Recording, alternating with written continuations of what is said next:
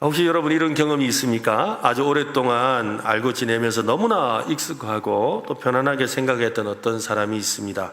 근데 어느 날 그 사람의 모습이 전혀 다르게 발견되어서 깜짝 놀라는 경험 있죠. 아니 그런 성격이었나? 이런 경우도 있고요. 또 어떤 사람은 전혀 그런 곳에 가지 않을 것 같은 사람이 그곳에 가 있는 거예요. 그리고 전혀 그런 사람과 친하지 않을 것 같은 사람과 친하고 있는 그런 모습을 보고서 막 눈을 씻고 다시 보게 되는 그런 경험들이 있지 않습니까? 저 사람에게 저런 모습이 있었나? 내가 알던 그 사람이 맞나? 하는 생각이 들면서 갑자기 그 사람이 낯설게 느껴지는 순간이 있습니다. 우리 가족 중에도 있을 수 있고요. 또 아주 친한 친구 중에도 있을 수가 있습니다. 매일 보는 사이인데도 불구하고 어떤 결정적인 사건이나 위기의 순간을 맞닥뜨리고 나면 그 사람의 그 민낯, 그 사람의 본질이 드러나는 경우를 보지요. 신앙생활도 마찬가지인 것 같습니다. 성경을 읽고 매주 교회에 나와서 예배를 우리가 드리고 기도합니다. 하나님, 예수님, 또 십자가, 또 은혜와 관련해서 이런 단어들이 우리에게 얼마나 익숙합니까? 너무 익숙해서 그 단어들이 가진 본래의 무게와 깊이를 잊어버리고 살아갈 때가 참 많습니다. 그러다가 갑자기 예상치 못한 어려움이 우리 속에 찾아오게 되지요. 질병의 고통이 찾아오기도 하고 또 사업이 무너지기도 하고 또 관계가 깨어지는 아픔을 겪기도 합니다. 그때 가장 정직한 질문과 마주하게 됩니다. 내가 정말 하나님을 믿고 있는가? 내가 그토록 익숙하게 불렀던 그 주님은 지금 어디에 계신가? 목사님 저도 그런 생각이 가끔씩 들기도 합니다. 문제를 맞이할 때 하나님 정말 왜 그러십니까? 하나님 계시긴 합니까? 내가 진짜 예수 믿는 건 맞는 건가? 라는 생각을 문득 할 때가 있어요. 오래 두지는 않습니다만 하나님은 우리가 익숙하고 편안하게만 느끼는 그런 분이 아닙니다. 하나님은 때때로 익숙한 우리의 신앙의 틀을 깨트리세요. 우리의 안일한 기대를 무너뜨리고 아주 낯설고 충격적인 모습으로 우리에게 다가오시지요. 왜 그렇게 하실까요? 진짜 믿음이 무엇인지, 진짜 하나님이 어떤 분이신지를 가르쳐 주려는 것입니다. 우리의 신앙이 종교적인 어떤 습관이나 감정적인 어떤 위안에 머물지 않게 하려는 것입니다. 진짜 살아계신 하나님과의 인격적인 관계로 깊어지도록 이끌려는 것이지요. 스가랴서는 바로 그런 하나님의 마음을 우리에게 보여주는 책입니다. 이스라엘 백성들은 이 바벨론 포로 생활에서 돌아와서 무너진 성전을 다시 짓기 시작했습니다. 처음에는 감격과 이 기쁨이 있었습니다. 근데 이제 다 끝났다. 이제 좋은 날은만 있을 거야. 라는 기대가 있었습니다. 그런데 현실은 달랐습니다. 성전 건축은 자꾸만 지연되고 주변 민족들은 방해하고 또 먹고 사는 문제가 여전히 팍팍했습니다. 그들의 마음속에 점점 의심이 싹트기 시작했죠. 하나님이 정말 우리를 돌아오게 하신 건가? 하나님이 정말 우리와 함께 하신다는 게 맞는 걸까? 라는 생각이 그들의 마음에 자리하고 있었던 것이지요. 또 우리가 이렇게 힘들게 성전을 짓는다고 뭐가 달라질 수 있겠나라는 그런 생각이 있었습니다. 바로 그러한 때에 세 명의 선지자가 나타나게 되었지요. 그 세 명의 선지자가 바로 학개, 스가랴, 말라기입니다. 구약 성경의 제일 마지막 세 선지자 이름이죠. 학개, 스가랴, 말라기. 학개는 그래도 성전을 지어야 합니다라고 성전 지을 것을 이야기했고, 스가랴는 이 성전이 짓고 난 뒤의 영광에 대해서 말을 해줍니다. 그래서 환상을 통해서 앞으로 이 성전을 다 짓고 난 뒤에 주님께서 주실 그 놀라운 영광에 대한 환상을 보여줍니다. 그리고 말라기는 그 성전을 짓고 난 다음에 그 성전이 어떻게 하나님 앞에서 예배를 드리게 될 것이고 그 예배를 통해서 이 세상 만국을 치료하는 하나님의 영광이 나타날 것에 대한 소망을 보여줍니다. 그런 과정 속에 이 스가랴가 있는 것이지요. 이 스가랴 말씀은 바로 하나님께서 주시는 어떤 메시지를 전달하고 있습니다. 그 메시지의 핵심은 바로 그겁니다. 얘들아, 정신 차려라. 너희가 지금 보고 있는 것이 전부가 아니란다. 나는 더 크고 놀라운 일을 계획하고 있단다. 그들의 삶에 무엇이든지 멈춰져 있고 또 하던 계획이 또 제대로 진행되지 않는 채 지연되고 있는 상황입니다. 그런 상황 속에서 하나님이 주시는 영적인 메시지인 것이지요. 오늘 본문 7절은 그 계획의 절정을 아주 충격적인 언어로 선포하고 있습니다. 7절 말씀 같이 읽어보겠습니다. 시작. 만군의 여호와가 말하노라. 카라 깨어서 내 목자 내 짝된 자를 치라. 목자를 치면 약이 흩어지려니와 작은 자들 위에는 내가 내 손을 들이우리라. 하나님께서 직접 명령하고 있습니다. 카라 깨어나라. 일어나서 내 목자를 치라. 그냥 목자가 아닙니다. 내 짝된 자. 이 짝이라는 것은 여러분 그냥 이렇게 우리 학교 다닐 때 짝꿍 뭐 이런 개념이 아니라 여러분 서로 이렇게 짝이 맞아서 하나가 되는 거 있잖아요. 그죠? 부부가 한 몸 되듯이 서로 짝이 맞아야 딱 하나가 되는 그 짝을 말하는 겁니다. 그 짝된 자를 치라고 그러죠. 하나님과 가장 가깝고 친밀하고 심지어 동등한 그를 치라고 말씀합니다.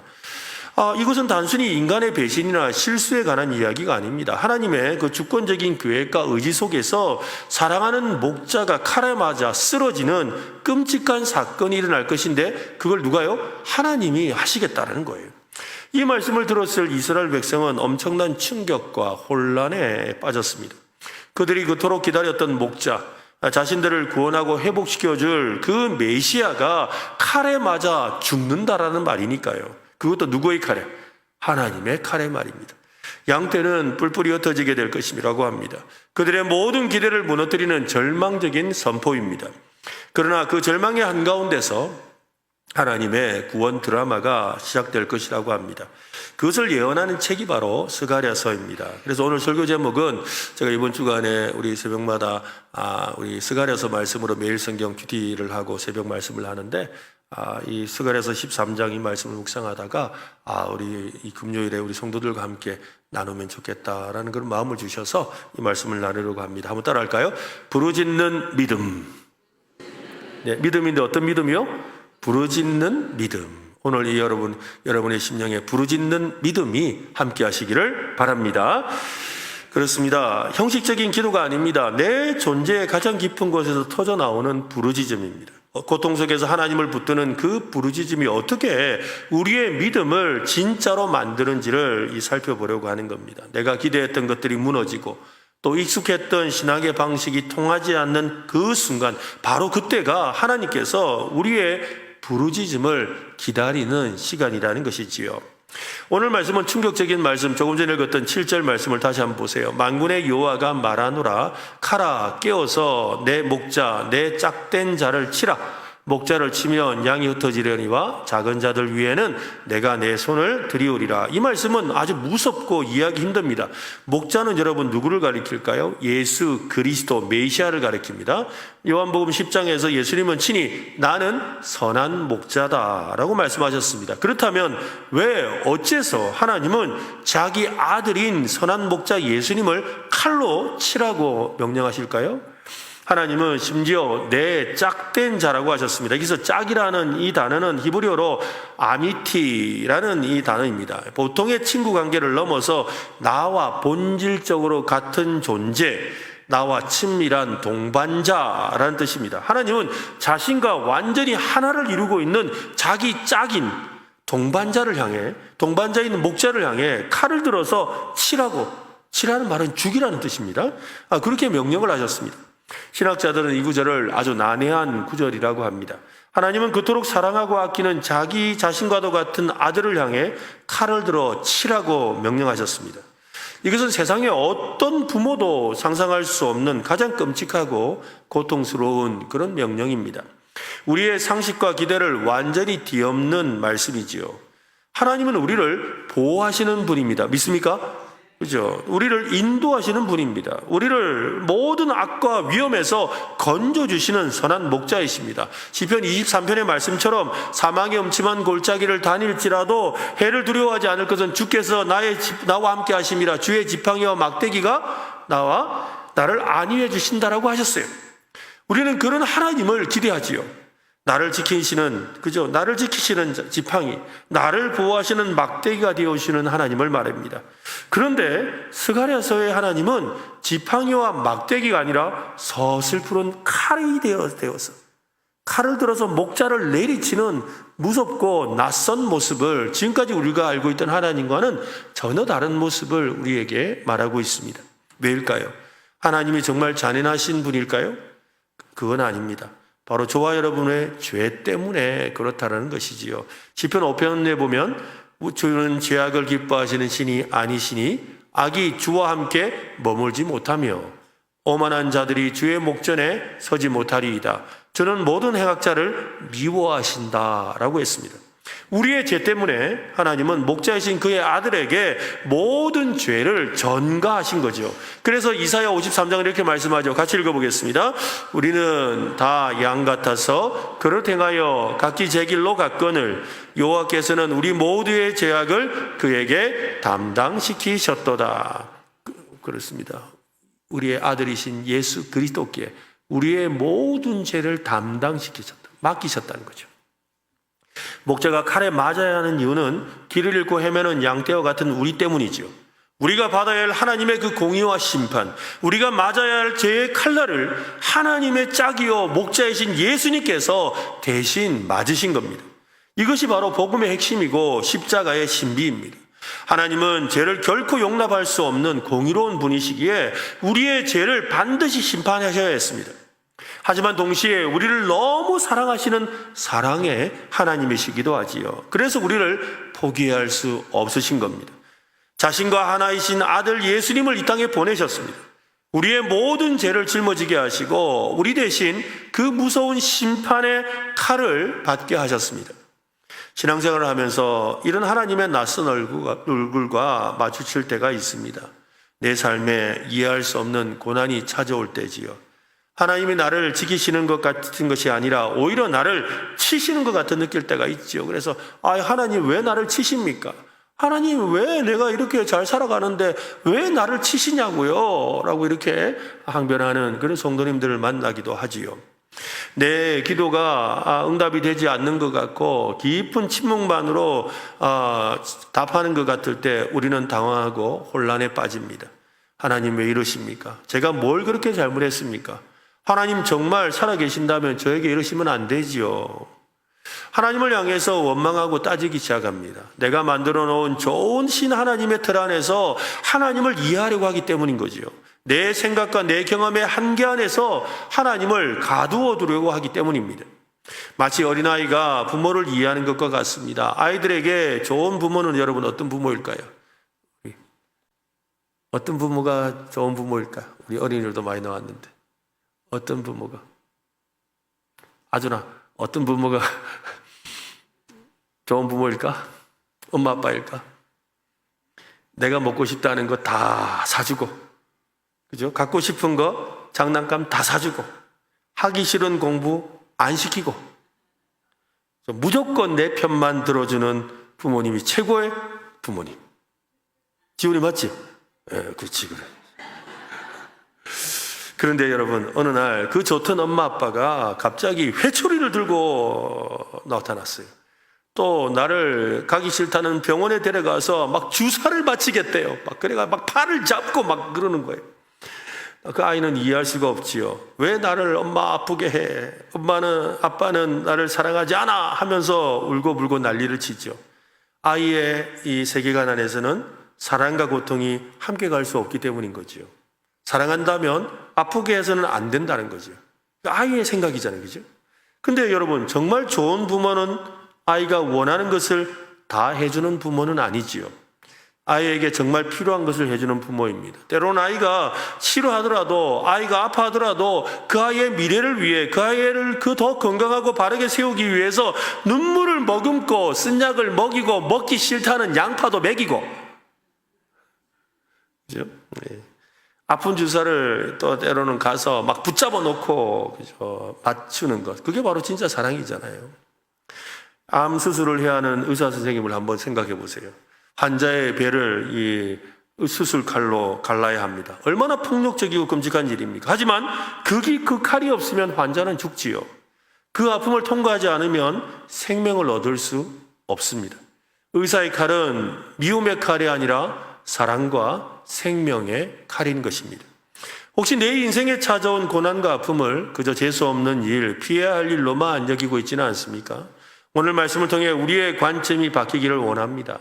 하나님께서 내 삶에 허락하신 그 아픔과 시련의 칼은 나를 망하게 하려는 것이 아닙니다. 내 안에 있는 죄의 뿌리를 도려내는 것이고 나를 더 정결하게 하고 거룩한 하나님의 사람으로 빚으시기 위한 사랑의 수술 칼인 줄로 믿으시기를 바랍니다. 그렇습니다. 그 칼은 우리를 죽이는 칼이 아니라 우리를 살리는 칼입니다. 하나님께서 친히 칼을 들어서 목자이신 예수 그리스도를 치셨다고 했습니다. 그것이 우리를 살리기 위한 하나님의 아픈 사랑이었다고 했습니다. 그런데 이야기는 여기서 끝나지 않습니다. 목자를 치신 하나님의 계획은 남아있는 양떼를 향한 또 다른 계획으로 이어집니다. 8절 말씀 한 번 더 읽어보겠습니다. 같이 읽겠습니다. 여호와가 말하노라 이 온 땅에서 3분의 2는 멸망하고 3분의 1은 거기 남으리니 양떼가 흩어지는 것에 그치지 않고 그 3분의 2는 완전히 멸망하고 오직 3분의 1만 남게 된다고 합니다. 여러분 교회를 한번 돌아보십시오. 주일마다 얼마나 많은 사람이 예배당을 가득 채웁니까? 수많은 사람이 스스로 자기가 그리스도인이라고 나 기독교 신자라고 말을 합니다. 오늘날에는 점점 그것이 더 심해져요. 실제로 지금 인구 이렇게 조사를 하고 하면 자기가 기독교인이라고 표현하는 사람들이 굉장히 늘었어요. 우리 과거에 생각하면 우리 학교 다닐 때 한번 여러분 저 또래나 이렇게 되시는 분들 한번 생각해 보세요. 학교 다닐 때 종교 안에 불교라고 쓰는 친구들 많이 있었거든요. 근데 불교라고 쓰고는 4월 초파일에 한번 교회 갈까 말까요? 교회란다. 절에 갈까 말까요? 그죠? 절에 한번 4월 초파일에 절에 한번 갈까 말까 하는데 뭐라 써요? 불교라고 쓰는 거예요. 그처럼 요즘에 그럼 우리가 기독교라 쓰면 대부분 다 주일에 교회 간다고 생각했거든요. 근데 요즘에 인구 조사를 하면 뭐라고 하냐면 교회를 크리스마스 때도 안 가면서 기독교라 쓴다니까요. 지금 이런 세상이 되었어요. 그걸 자기 스스로 그리스도인이라고 생각하는 거죠. 근데 오늘 말씀은 그 많은 무리 중에서 하나님이 찾으시는 진짜는 많지 않다고 경고합니다. 하나님은 숫자에 관심이 없으세요. 하나님은 건물의 크기나 프로그램의 화려함에 관심이 없습니다. 하나님은 진짜 당신의 그 백성 알곡을 찾고 계시지요. 알곡과 가라지 중에 알곡을 찾는 것입니다. 진짜와 가짜는 여러분 어떻게 구분될까요? 무엇이 알곡과 죽정이를 가르는 기준이 되겠습니까?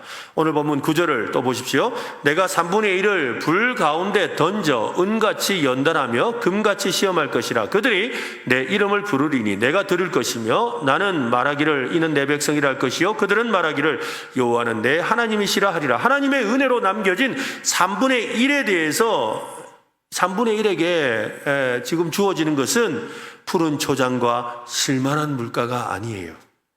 따뜻한 위로와 보상도 아닙니다. 하나님은 남겨진 그들을 불 가운데 던져 넣겠다고 하십니다. 겨우 살아남았는데 전부 중에 3분의 1만 살아남았는데 이제 숨 좀 돌리나 싶었는데 아이고 내가 그래도 믿음으로 버텼는데 했는데 더 무서운 불이 기다리고 있다는 거죠. 어떤 분은 이렇게 생각할지도 모르겠습니다. 아니 예수님이 우리 죄를 위해 대신 심판의 칼을 맞으셨다면서요. 이제 고난 없이 평안하게 살아야 되는 거 아닙니까? 실제로 많은 분이 그런 기대로 교회를 찾아오지요. 내 삶의 문제를 해결받고 마음의 평안을 얻고 이왕이면 세상적인 축복까지 덤으로 받기를 원합니다. 여러분 오늘 이 밤에 그런 복을 받으시기를 바랍니다. 아멘 한 사람만 많이 받으세요. 그런데 신앙생활을 하다 보면 어떻습니까? 기대와는 전혀 다른 현실 앞에 우리가 마주하게 되지요. 예수님을 믿고 나서 그죠? 믿는다고 직장이 계속 순탄대로이지는 않아요. 예수를 믿는데도 어떻게 해요? 직장에서 잘리기도 해요. 힘든 일이 생기기도 합니다. 이해할 수 없는 고난의 연속일 때가 있습니다. 그때 우리는 혼란에 빠지죠. 내가 뭘 잘못했다고? 내가 뭘 잘못 믿고 있나? 아니 내가 믿는 걸 좀 잘못했나? 하나님이 나를 버리셨나? 라는 생각을 하게 되는 거죠. 하나님께서 자기 백성을 불 가운데 던져 넣으시는 것은 그들을 버리거나 멸망시키려는 것이 아니랍니다. 은같이 연단하며 금같이 시험한다라고 하셨어요. 해볼까요? 은같이 연단하며 금같이 시험한다. 여기서 연단하다, 시험하다는 말은 이 불순물을 제거하고 더 순수하게 만드는 재련의 과정이지요. 용광 내의 그 뜨거운 불 속에서 쓸모없는 찌꺼기들을 다 태워버리고 순도 99.9의 순금을 얻어내는 과정 말입니다. 하나님께서 우리를 불같은 시련 속에 두시는 목적은 바로 더 정결하고 더 가치 있고 더 하나님 보시기에 아름다운 존재로 만들어 가려는 것인 줄로 믿으시기를 바랍니다. 여러분, 금광에서 막 캐는 원석, 여러분 그 금광석 보신 적 있으세요? 저는 봤거든요. 제 건 아니고 제가 봤는데 이만한 금광석을 봤어요. 이만한 금광석. 와, 진짜 금 색깔이 정말 노랗더라고요. 근데 거기 노란색만 있는 게 아니라 그게 흙과 돌이 베껴 있어요. 같이 있는 거죠. 그런 금광석이더라고요. 근데 그 거무스름한 그 흙과 또 그 다음에 이 돌 사이로 이렇게 금색이 막 쫙 비치는데 조명을 받으니까 얼마나 찬란한지 모르겠어요. 너무 멋있더라고요. 그러나 그것은 불순물과 뒤섞여 있기 때문에 제대로 된 가치를 인정받을 수가 없지요. 이 돌멩이가 진짜 빛나는 금덩어리가 되기 위해서는 반드시 거쳐야 될 과정이 있습니다. 뜨거운 용광로에 들어가야 됩니다. 수천도의 불길 속에서 녹아내리는 고통을 겪어야 합니다. 그 과정에서 그 안에 섞여 있는 모든 찌꺼기, 모든 불순물이 다 타서 없어지고 마침내 영롱하게 빛나는 순금만 남게 되는 것입니다. 하나님은 우리를 흙덩이, 돌멩이가 아니라 금광석으로 보십니다. 예수 그리스도의 보혈로 우리를 구원하셔서 당신의 자녀로 삼으셨습니다. 우리 안에는 이미 하나님의 형상이라는 금과 비교할 수 없는 존귀한 가치가 담겨 있습니다. 그렇지만 여전히 우리 안에는 너무나 많은 불순물이 담겨 있는 거죠. 교만과 이기심과 미움과 시기와 세상적인 욕심과 정욕과 나의 고집과 나의 자랑과, 그렇죠? 하나님보다 더 사랑하는 온갖 우상들이 우리 안에 그냥 덕지덕지 붙어 있는 거예요. 그런 것들이 순수한 믿음과 뒤섞여서 본래의 가치를 가리고 있습니다. 하나님은 우리를 너무나 사랑하시기 때문에 그 모습 그대로 내버려 두실 수가 없으시지요. 우리를 불 가운데 던져서라도 모든 불순물을 태워버리고 예수 그리스도를 닮은 정결한 몹으로 만들어 가기를 원하십니다. 베드로전서 1장 7절은 이렇게 말합니다. 같이 한번 읽어보겠습니다. 너희 믿음의 확실함은 불로 연단하여도 없어질 금보다 더 귀하여 예수 그리스도께서 나타나실 때 칭찬과 영광과 존귀를 얻게 할 것이니라. 그러니까 우리의 삶에 시련의 그 연단의 불을 통과해서 우리의 삶이 연단되면 연단될수록 칭찬과 영광과 존귀가 넘쳐나는 줄로 믿으시기를 바랍니다. 불시험은 사라지는 것이 아니라 믿음을 더 값지게 만드는 것입니다. 그래서 야고보서 1장에서는 이는 너희 믿음의 시련이 인내를 만들어내는 줄 너희가 알미라. 불은 인내를 만들고 인내는 성숙한 믿음을 만듭니다. 불은 우리를 죽이려는 것이 아니라 하나님 나라에 합당한 백성으로 우리를 세우려는 하나님의 손길인 것입니다. 지금 여러분의 삶이 불 속에 던져진 것 같습니까? 건강을 위협하는 질병의 불 속에 있습니까? 물질적인 어려움으로 잠 못 이루는 재정적인 압박의 불 속에 있습니까? 깨져버린 관계로 인해서 마음이 찢어지는 아픔의 불 속에 있습니까? 미래에 대한 불안과 염려로 나를 사로잡는 그 두려움의 불 속에 있습니까? 우리는 불 속에서 두려워하고 고통스러워하고 빨리 불이 꺼지기를 기도하지요. 물론 그렇게 기도해야 합니다. 하나님은 우리의 고통을 외면하시는 분이 아닙니다. 그러나 오늘 말씀을 붙들고 우리의 기도의 방향을 조금 바꾸어야 합니다. 하나님, 이 불을 꺼주세요 라는 기도와 함께 이런 기도를 드려야 돼. 우리는 하나님, 이 불 좀 꺼주세요 하고 기도해야 됩니다. 한번 해볼까요? 하나님, 고난의 불을 좀 꺼주세요. 한번 더 합시다. 하나님, 시련의 불을 꺼주세요. 그죠? 이렇게 불을 꺼달라고 기도하셔야 돼요.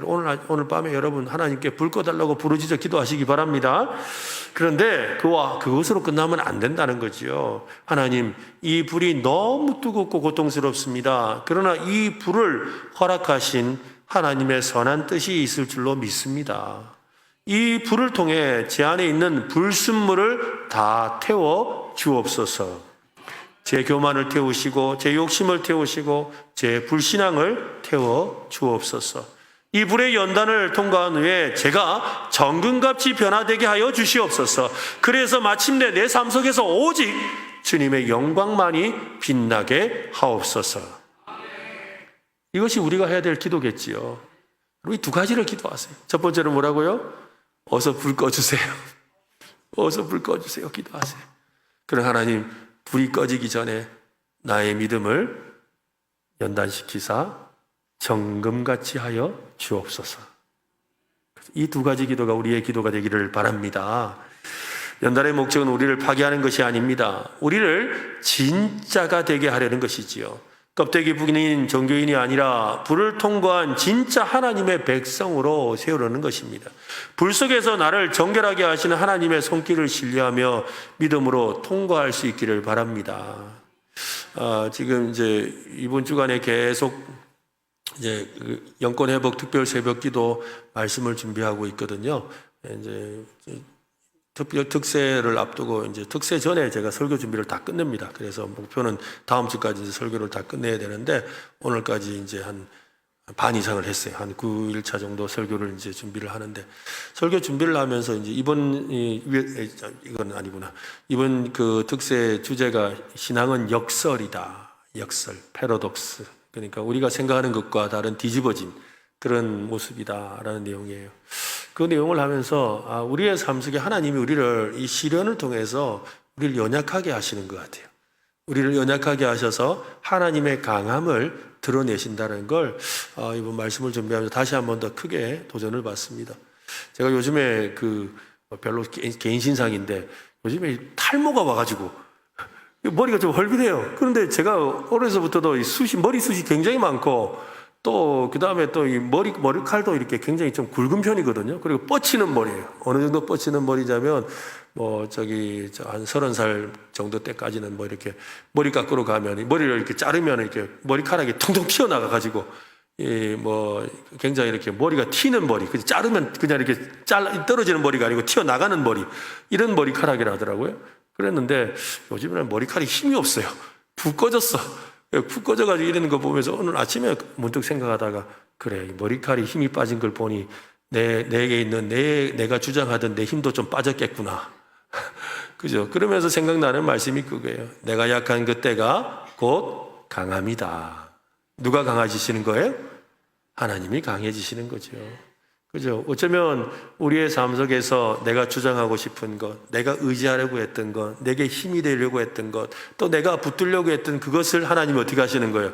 불 속에서 태워주시고, 그리고 오직 주님만을 붙드는 진짜 믿음이 되게 하시는 줄로 믿습니다.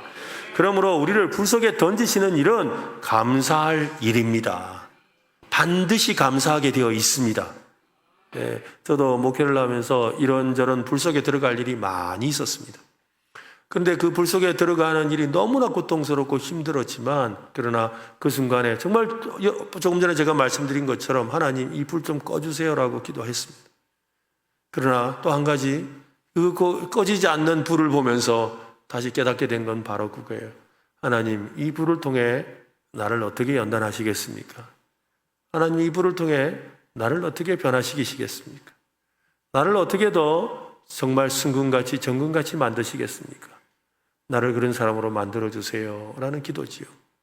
그런 기도를 통해서 하나님은 나를 연단하시고 나를 다듬으시고 주님의 사람으로 이끌어 가시는 줄로 믿습니다. 여러분, 혹시 불 속에 있는 분이 있다면 여러분 주님께 믿음으로 부르짖기를 바랍니다. 주님, 불을 꺼주세요. 그러나 꺼지기 전에 나를 고쳐주시옵소서, 나를 연단시켜 주시옵소서, 순결한 믿음의 사람이 되게 해달라고 기도하는 여러분 되시기를 바랍니다. 이 끔찍한 연단의 과정을 통해서 목자가 칼에 맞고 또 양떼가 흩어지고 3분의 2가 멸망하는 고통 끝에는 무엇이 기다리고 있을까요?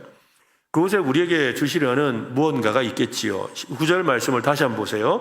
내가 3분의 1을 불 가운데 던져 은같이 연단하며 금같이 시험할 것이라. 그 다음 같이 읽을까요? 시작.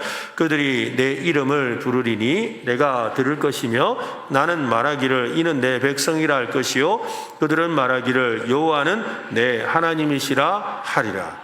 이것이 바로 하나님께서 그토록 원하셨던 그림인 거예요. 지금 칼을 드신 하나님, 그죠? 불 속에 던져 넣으신 하나님, 그 하나님이 계획하신 큰 그림, 하나님이 그 일을 통해서 이루고자 하셨던 하나님의 마음에 품었던 그 생각, 그것이 바로 이거라는 거예요. 하나님께서 목자를 지신 아픔을 감수하시고 불 가운데 연단하시는 그 모든 이유는 관계를 회복시키려 하는 것이었습니다. 나는 너의 하나님이 되고 너는 나의 백성이 될 것이다. 창세기부터 요한계시록까지 성경 전체를 관통하는 하나님의 가장 큰 소원이죠. 그들이 내 이름을 부르리라.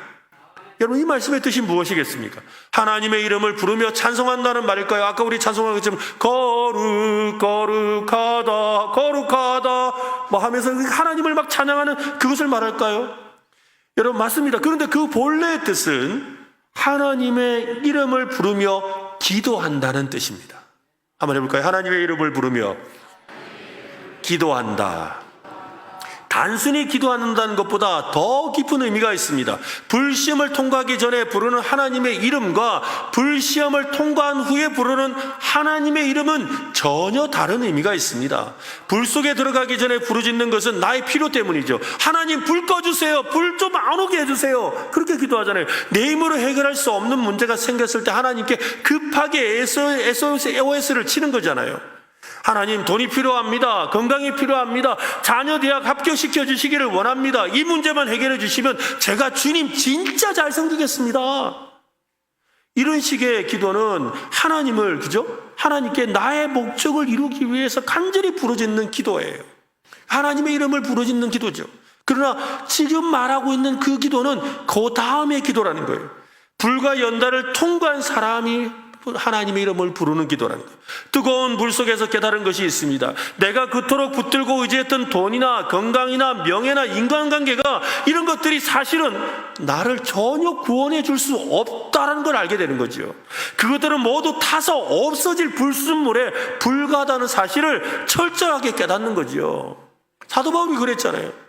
불로서 시험하실 때 금이나 은이나 나무나 짚을 가지고 하나님 보실 텐데 자기의 쌓은 공력대로 될 것인데 남아있는 것이 보인다는 거잖아요. 내 힘과 지혜가 얼마나 보잘것없는지를 알게 되는 거지요. 그 과정에서 내 안에 있던 모든 교만과 욕심의 찌꺼기들이 다 타서 없어지고 마침내 내 존재의 가장 깊은 곳에서부터 순전한 고백이 터져 나오게 됩니다. 하나님, 저에게는 주님밖에 없습니다. 해볼까요? 하나님, 저에게는 주님밖에 없습니다. 주님이 없으면 저는 아무것도 아닙니다. 그죠? 한번 해볼까요? 주님이 없으면 아무것도 아닙니다. 저는 이렇게 고백하는 분들을 많이 만났습니다. 어떤 분은 정말로 사업을 크게 하시다가 하나님 떠나서 막 사업에 빠져서 살다가 그러다가 뭐 그냥 쫄딱 망하고 그냥 망하기만 한 게 아니라 몸도 상하고 그런 어려움을 겪으시더라고요. 근데 하나님께로 돌아와서 몸도 회복되고 다 회복되기 시작하죠. 근데 그렇게 회복되고 나서 그의 삶이 달라지더라고요. 왜냐하면 하나님이 치시면 뭐 돈이고 명예고 뭐 다 필요 없다는 거 자기가 아는 거예요. 그래서 그때부터는 뭐예요? 하나님의 영광을 위해 살겠습니다. 그래서 자기가 할 수 있는 일을 하고 또 선교를 하고 다니면서 베풀고 그런 일들을 하시는 거예요. 그러면서 아니 뭐 왜 그렇게 뭐 좀 회사 일도 좀 신경 써서 회사도 잘 돌아갑니다. 걱정하지 마세요. 근데 그 회사 그 뭐 또 하나님 치시면 한순간에 다 사라지고 없는 겁니다. 하나님만 붙들면 됩니다. 그 고백을 하시는 거죠. 한번 해볼까요? 하나님, 주님밖에 없습니다. 그죠? 그래서 우리가 하나님 앞에 기도할 때 저도 이렇게 그 기도 응답을 잘 받는 비결 이러면 좀 이상한데 하여튼 그래도 또 아니라고 할 수도 없는 하나님이 좋아하시는 기도의 문이 있어요. 그게 뭔지 아세요? 우리 찬송가에도 나와요. 주 나를 외면하시면 나 어디 가리까? 하나님이 외면하시면 내가 어디 가겠습니까? 해볼까요? 하나님이 외면하시면 나 어디 가리까? 그죠? 주 나를 외면하시면 나 어디 가리까? 그죠? 정말로 그래요. 그게 주님밖에 없다는 거잖아요. 주님밖에 없다는 거예요. 이것이 바로 오늘 본문이 말씀하시는 내 이름을 부르리니라는 말씀의 진짜 뜻입니다. 나의 존재 전체를 의탁하는 관계적인 부르짖음이죠. 주님 무엇을 주시지 않아도 괜찮습니다. 주님이 나의 주님이시면 충분합니다라는 신뢰의 고백입니다. 마치 어린이가 장난감을 사달라고 막 쪼르지요. 마트에 가서 막 들어놓아서 막 난리를 피우고 동네 사람 시끄럽게 하고 막 엄마는 얼굴이 막 빨개지죠. 왜가 막 갑자기 자지러지면서 안 사준다고 막 그래요. 근데도 끝까지 안 사주면 아이가 어떻게 하죠? 끝까지 안 사주면 여러분 끝까지 안 사준 적이 없으시고 다 사줬구나. 그죠? 끝까지 안 사주면 어떻게 할까요? 어떻게 할 것 같으세요? 엄마한테 와서 안겨요.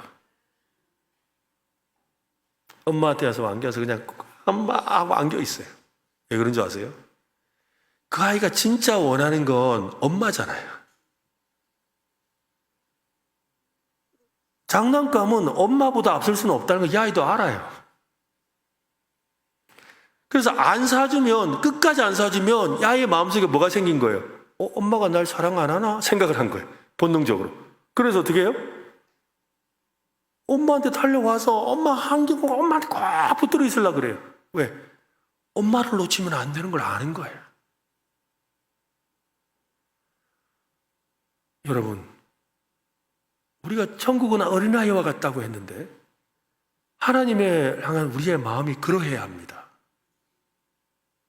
우리가 진짜 갖고 싶은 것은 그 아이가 갖고 싶어하는 그 장난감, 지금 내가 원했던 그거 못 갖는 그거보다 더 중요한 건 누구를 가져야 돼요? 하나님을 붙잡아야 돼요. 그런 믿음이 되시기를 바랍니다. 그죠? 여러분, 우리는 우리의 신앙이 성숙해져야 합니다. 하나님의 선물이 아니라 하나님 자신을 구해야 합니다. 이렇게 우리가 순전한 마음으로 주님의 이름을 부를 때 하나님께서 어떻게 반응하십니까? 내가 들을 것이다 라고 하시죠. 우리의 부르짖음을 외면하지 않으시고 반드시 들으신다고 약속하셨습니다. 더 놀라운 선포를 하시죠. 나는 말하기를 이는 내 백성이라 할 것이요. 이것은 그래 너는 내 백성 중에 한 명이지 라고 하는 정도의 표현이 아닙니다.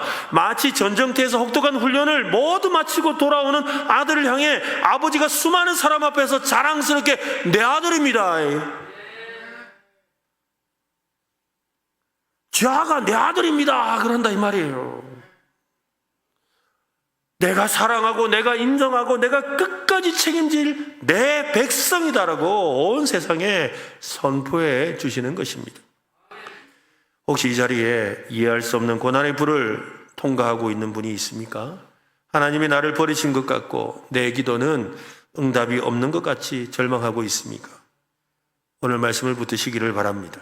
여러분이 겪는 그 고통은 버림받은 증거가 아닙니다. 진짜 하나님의 백성으로 만드시려는 하나님의 뜨거운 사랑의 손길임을 믿으시기를 바랍니다. 그 하나님 앞에 우리의 마음을 쏟아 놓아야 합니다. 하나님의 그 사랑의 칼이 우리 안에 있는 하나님을 온전히 바라보지 못하게 하는 것을 도려낼 것이고 우리를 더욱더 온전히 하나님만 바라보며 가식적인 기도가 아니라 정말 불 속에서 터져나오는 진짜 부르짖음으로 기도하게 하실 줄로 믿습니다. 그런 은혜로 오늘 밤에 기도하시기를 예수님의 이름으로 축원합니다.